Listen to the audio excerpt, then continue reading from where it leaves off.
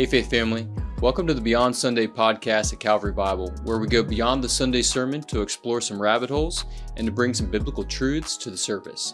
We hope you enjoyed today's episode. Calvary Bible Church, welcome back. We had a week off.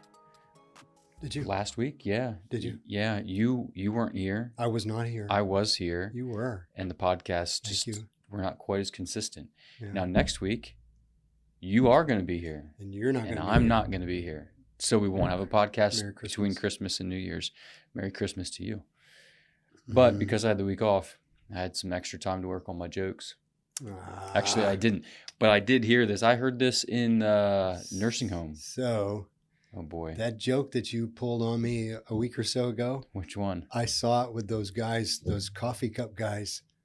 The astronaut. Yeah. Is that where you saw it? Probably. Doc Talk. What joke did I tell you? The one about the mistletoe. Oh. The astronaut. Yeah, if athletes get athletes' foot. What do astronauts get? Mistletoe. And so I'm looking at the Instagram feed, and all of a sudden those guys are on with the cups, and they told that joke, and I looked up, and I went, "Hey, that was Jonathan's joke." Yeah, no, it was not my joke. That was their joke. Yeah, they're funny. Heaven forbid anyone thinks that I come up with an original joke. Yeah. No, not one. But this is one from a guy at the nursing home. Okay. He actually, it was, who said this? Oh, Rich. He said, that guy reminded me of Nate Eisenhower, because just out of the blue, he's telling jokes. What do you call a cat that's walking across the desert? This is such a fitting joke, by the way. So this is your only hint. Yeah, the because, wilderness and the dry land. Yeah, we're talking about the desert in Isaiah 35:1. And the answer is seasonally very fitting too, with Christmas coming. What do you call a cat walking through the wilderness? Sandy paws. Ah, I get it. There you go. Just Sandy God's paws. sovereignty brought me across that guy's path. Yes.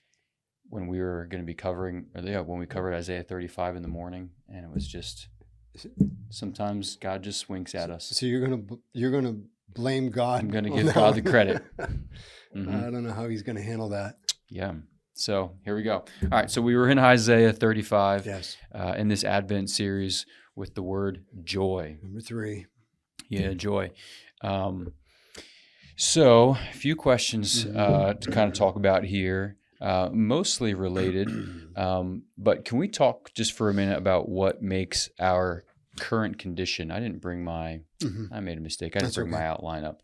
But we kind of talked about current condition, future joy, and then current mission, I think, was sort of the 3. Yes. Because it was sandwiched, and I sandwiched the joy in the middle of that. Yeah, right. Verses 3 and 4 kind of talk about how our mission. That's the mission. Yeah. But the very first, I'll just read it for us because this was the first point. Yeah. Our current condition, out of verse 1. The wilderness and the dry land shall be glad. The desert shall rejoice and blossom like the crocus. So just the mention of wilderness, dry land, and desert there, that's our current condition. And so the question then is, what are the factors in life that make things so bleak? And I have a follow-up question to that. So just what are those things that make it feel like to us, this is a dry spell, or we're in a desert place right now, and it's not easy. Yeah. So I think the first one is the temporariness of what we have down here is one of these. It's one of the things that makes things desert-like. So you just think about, the spell that you have. Who did I just talk to? I just talked to somebody just recently, and they said, we've got a good stretch going. There's no sickness, there's no this, there's no that. And, the whole point of that conversation was we've got this window of time right now that things are really, really good, but that doesn't last very long. Yeah. And you just think about families, just these cycles of families where, really, I think all of us think the best of times is when, everybody, the whole family exists. You've got grandparents, you've got parents, you've got children, and the family's together a lot. Mm-hmm. But then, of course, sadly, people start to die. Mm-hmm. And so I think one of the things that we have to deal with is just how temporary things are. And we don't have bliss that lasts for very long. Let's just put it like that. Yeah. I think that's part of it. And tell me if I'm off track here, but I think the desert, the wilderness and the dry land stuff, it is the result, of course, of being in a world that's cursed. So, it's not the promised land yet. Let's go back to this text, and if it's true, and I think it's probably our best read, is that Israel is now coming out of exile. When it's hearing this, they're coming out of exile and they're headed back to the promised land. They're allowed back in, but they're in the desert right now, so they're not there yet. So you have in our existence just the fact that the curse is just everywhere around us. Mm-hmm. And so, how many times do we come up against this? Where, whether it's, emotional stress. I still just keep reading about how bad things are emotionally for people since COVID. Mm-hmm. So you got all kinds of emotional things going on. Society in general is just in rough shape. We could go on and on and on about that. So I just think this curse that affects every aspect of life causes us to be in this desert-like thing. And then, just really practically speaking, just think about all the disappointments that we face. Mm-hmm. Just plain, man, that's just disappointing. It's maybe not life-threatening, but there's a lot of disappointment in this world. So Mm-hmm. all of that this is not the place where we flourish like we're going to, Mm-hmm. for a lot of reasons. Yeah. And you and I, for instance, we got it pretty good. Yeah. You just think about our families and Mm-hmm. just the solid state of our families and our faith family. And we're really fortunate. Right. And that doesn't mean we don't have heartache. No. But yeah. So the temporariness of it. I think that's a big deal for me. Mm-hmm. Things are, Yeah, it can come and go, and for sometimes for no apparent reason, not even a decision you made, or there was no. It's out of your control. Yeah, out of your control. It's a good way to put it. So the temporariness of it, just the what was the second thing you said? Just the places where the curse just shows up in people's lives. We're not healthy emotionally, we're not healthy physically, we're not healthy socially, we're not healthy nationally, politically, we're not healthy. I scan the papers a lot just to catch up on what's this world like. Mm-hmm. It's tough. Let's face it. Yeah, no, and sin's definitely a part of it. So you, excuse me, you mentioned the promised land. And so that imagery and even just the metaphor of promised land living in the Old Testament, even when they're in it, they experience the kind of the effects of the fall because they don't really put themselves under God's rule. Mm-hmm. And then they lose it. And that's where we are in Isaiah, right? Just before the exile, at least for Judah.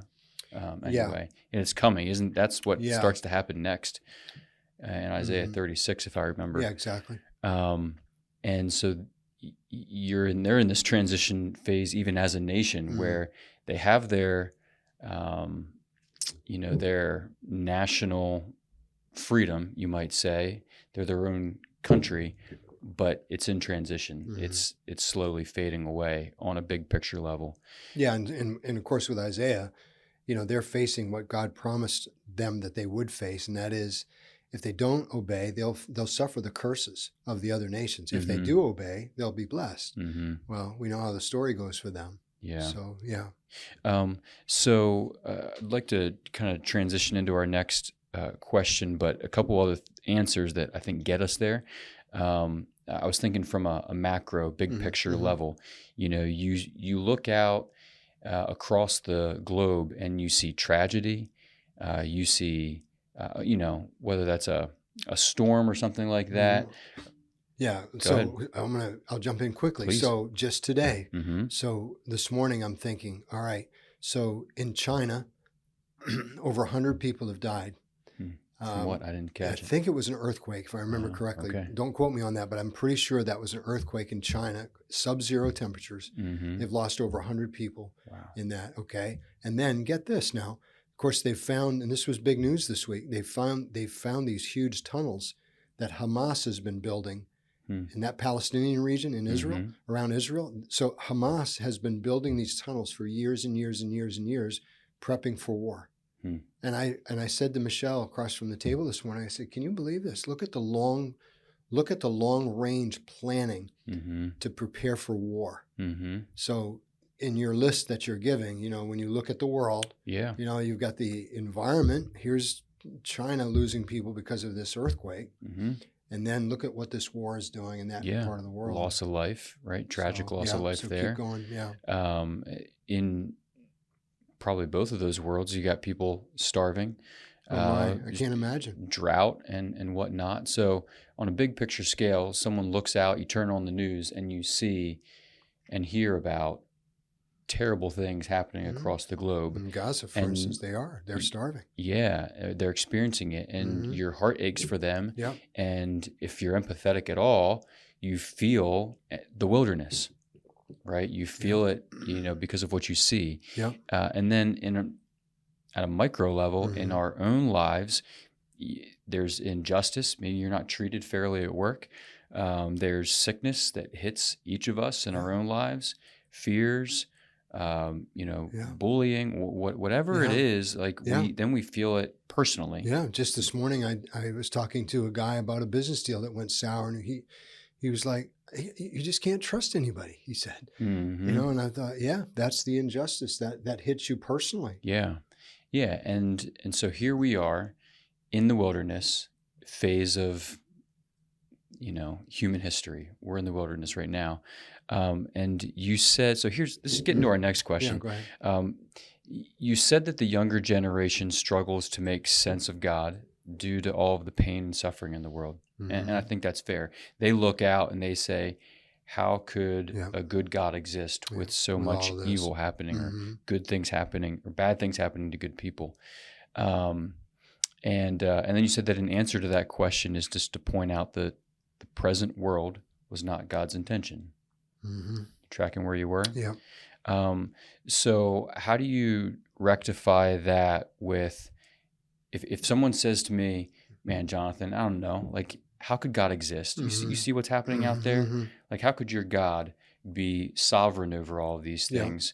And so how does my answer of, well, that's not the way God intended it to be, how does that line up with God's control, what we believe about predestination? If the fall wasn't a part of his plan, then why is predestination a part of his plan? Yeah.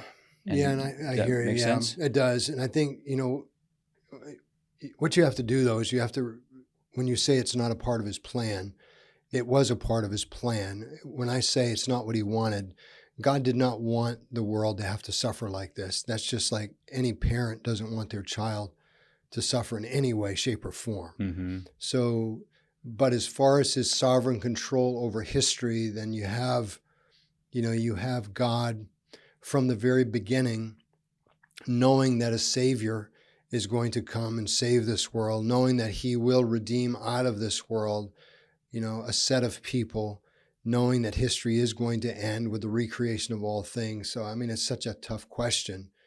But I think, though, for a Christian beyond Sunday, Advent focused on joy means that we have a future coming that is going to be only celebration. And that's the great news.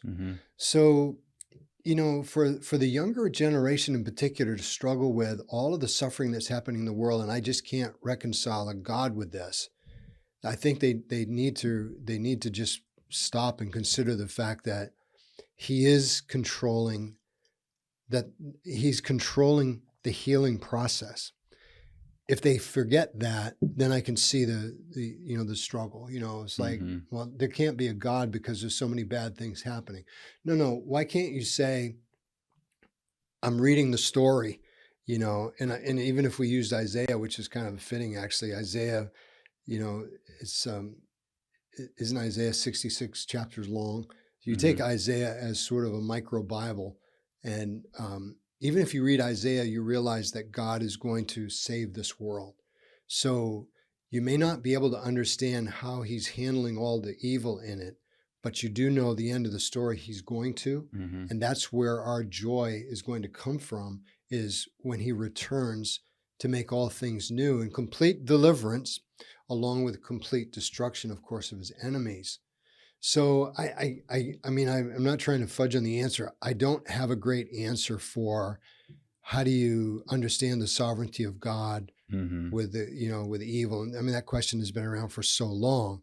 It's just that this generation in particular sees suffering in the world, like what's going on in Gaza, and says there can't be a God if this is what's happening. Well, why not just say this is how bad the human race is? I mean, do we have to leave God out of this equation, or can we say no? God has told us that the human race has fallen because they rebelled against him, and this is what you get. Yeah. But he hasn't left it alone. But I don't have a great answer for, the reconciling of the sovereignty with. Right. No, I really think hard. Yeah. I mean, that's a theological debate since forever. Yeah, the beginning of time almost. Right. So I don't think we're going to resolve that and make it crystal clear. And I think that's a healthy way to respond to a question, to recognize that there's some kind of a tension there and that I've got a limited capacity to understand it. But what I do understand is a couple of things. One, that sin is a part of this world, right? And that's not God's desired will. No, right? He permitted it to happen. Yes, but he, aware of it, had a plan. Yeah, from the beginning. Right, and that included his son, which we get introduced to in Genesis 3. And when I think about God's will, right, I often go back to the Lord's Prayer, where Jesus teaches us to pray for God's will to happen on earth as it does in heaven, which means that God's will does happen in heaven, but not always on earth. Things happen that aren't outside of his control, but not according to what he would desire to happen, right? And so there is rebellion. We see the effects of the rebellion, just humanity in general. And then for us, beyond Sunday, to not really feel like we've got to put ourselves in God's place and understand all of these things, but to submit ourselves to just his word and be okay with some kind of like lack of 100% clarity. Move forward with the understanding that from Genesis 3 on, God was pointing to a Savior, right? And so right before we got started, you saw me turning to Mark chapter 1. So as I was thinking about the sermon and the wilderness, I was thinking of how Mark begins his gospel pointing to Jesus. And so I'll just read these verses. The beginning of the gospel of Jesus Christ, the Son of God. As it is written in Isaiah the prophet, "Behold, I send my messenger before your face, who will prepare your way, the voice of one crying in the wilderness, prepare the way of the Lord, make his paths straight." So here's John, right, Jesus' predecessor, who's in the wilderness, right? And and that's our role too, in the wilderness in a lot of ways, to be, doing God's will and making his way, and doing what he calls us to do in verses 3 and 4 there, to make I don't have it memorized, make the weak knees strong, the feeble, right? In the hands. Strengthen those hands. Strengthen the weak hands and make firm the feeble knees, with the message that God is coming back. And so I don't know, I love this time of year because it always reminds me to look forward to Jesus' second advent. And Maranatha, come Lord Jesus. Yeah, and when when you and I are trying to make sense of Advent as far as what it looks like in the worship services, when I saw this Isaiah 35 and it's got the arrival of God in it, I thought, this is a good way to get our joy, our focus on joy. Let me just say another thing, and I really appreciate those minutes you just shared, because that was a great summary of, I think, what we have to do as Christians. We have to believe this story, and you just sort of went through the story. So one of the things I think we do to keep our joy in focus is when we're reading the scriptures, God himself addresses the evil and the struggles. And I mean, he's been doing this forever. So for people to say, I can't believe in him because of all the evils in the world, one of the benefits of us reading the Bible together from start to finish through the years is that we are constantly seeing God deal with the evil and the suffering. And I don't remember whether it was C.S. Lewis or one of these other authors that was quoted by one of the scholars that I'm reading for this series. God participates in the suffering, which other gods don't do that. Yeah. So again, when you're trying to make sense of where does your joy come from in a terribly broken world, well, it's because our God has participated in the suffering himself. So when he gives his son to die on the cross for us, talk about injustice and suffering. And if you say, well, God can't be a part of that, God was the one who said, I will give of myself so that you can have new life one day. And there's a lot of joy in that. Oh, yeah. Because that's our ultimate, and I'll link it again like I did over and over again on Sunday. I couldn't help it. It was like, that's our ultimate hope. Romans 8. Yeah.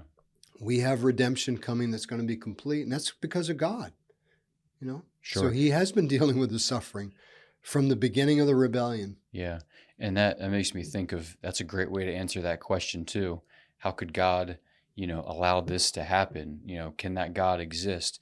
And part of that answer would say, I might offer would be, I'm not sure exactly why all of these things are happening, why God allows it to happen, but I do know that I'm following a God who went through it too, and he gave of himself to bring us out of it. And to be able to beat it. Yeah, to right. be able to beat it, to beat suffering, to beat death, to beat sin. Only he could do it. Yep. We couldn't. We were helpless. And that was one of I forget whether it was Oswald or one of the commentators in Isaiah. It's been so long since I've been in Isaiah. And I thought, he was right. We're helpless. He said, in this desert, we're helpless here. We can't fix this problem. Even though I keep saying, the best and brightest minds are working day and night to solve the current. They are, but God alone can do it. And that's where our joy comes from in the midst of all of this. I'm reading the papers and, I'm thinking, no, one day. Michelle said this too, not that long ago. She said, this is not our home. My mom said it to me the other day, this is not our home. It's not, but one day. Yeah, that's good news. So thinking about our lives beyond Sunday, just a quick recap. I mean, wherever we find ourselves in this Christmas season, and you reminded us again on Sunday that this time of year is so fun, but there's always a mixture of sorrow and, and whatever else gets mixed in there with it because of the desert wilderness life that we're in. Don't lose sight of the joy that's coming, the everlasting joy that's coming. Because of what Christ has done and will do, and don't lose hope. Yeah, and let me just say a couple other things. So first of all, that highway that we talked about, that highway of holiness means that's the kind of people we are. So beyond Sunday, you and I are trying, by the grace of God, to love him, to believe him, to obey him, so that we're walking like Christians, walking with God in this world, while we wait for him to return. So that's one thing that's prominent in this text that can carry us through the week, just our own practical growth in holiness.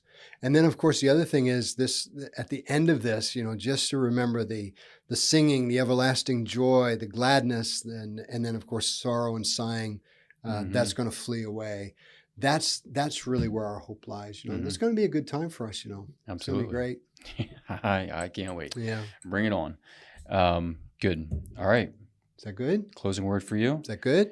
Christmas Eve, if you're listening to this before the Christmas Eve service, just a reminder, 6 o'clock here at the church. Okay, 6 o'clock. 6 o'clock. Less than an hour, or right around the hour preaching, or less, right? Less than an hour of preaching. I hope. Okay, yeah. No, the goal is to be, break between 6 and 7 o'clock. That's Yeah. the Christmas Eve service Okay. here at the church. And you'll be on vacation? I will not be in town. You have a great time. Yep, thank you. Yeah. Last year, I don't know how many folks I told, but we were at a Christmas Eve service and I saw a lady's hair catch on fire. Oh, yikes. That's exciting. That was exciting. It was pretty exciting. That's all I got to say. There was smoke and people patting that lady's hair down. Oh, my word. Poor girl. So you're going to be gone. Does that mean I'm going to be with Austin? Yeah. Oh, my. Okay. Yep. All week. Say a prayer for me. Actually, Austin. No, he's going to be here next week. Yeah. I'm out of town. All right. So I'll see you I'll be back before New Year's. So I'll see you that next week. Right. And thanks for joining us on the podcast. Should I tell them where to email it? Do you know where? podcast@cbcmj.com. I knew that one. There we go. All right. Have a Merry Christmas from me. Randy will see you Christmas Eve. We love you guys and keep going. Good time of year. Thanks again for joining us on today's episode. And remember, our Sunday sermons are meant to lead us to a life of worship beyond Sunday.